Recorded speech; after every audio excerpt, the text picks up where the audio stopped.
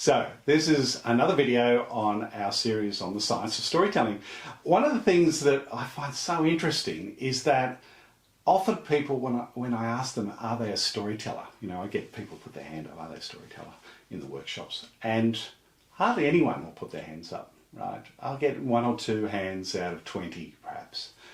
And the reality, the science shows us though, that we're all storytellers, right? It's one of those inbuilt, intuitive things that we do, right?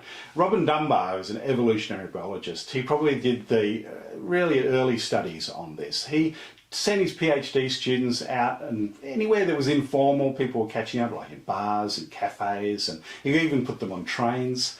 And these students essentially listened in to conversations and then tagged them, you know, in terms of what they were talking about.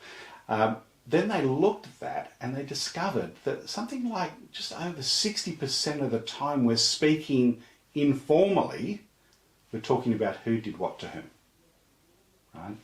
And of course, how do we do that? Well, it's actually a way that we call gossip, right? Where that's what we essentially call when we're talking about anything around who did what to whom.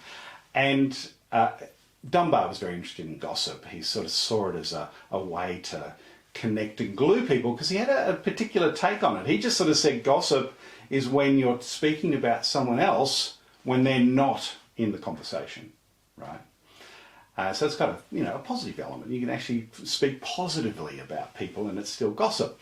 So when you think about that, 6 out of 10 people are actually sharing stories, you know, informally. You know, you can imagine when you go down to the cafe and someone arrives, a friend of yours arrives to join you, you don't sort of sit there and go, look, there are 3 key things we're going to talk about. You know, as a result of this is sort of the business language and approach that we take. This is what we see in boardrooms. But when we're out informally, we tell stories. So we're all storytellers. Our challenge now, of course, is what to do when we get into the work context. How do we inject stories into that? But I think that's for another day.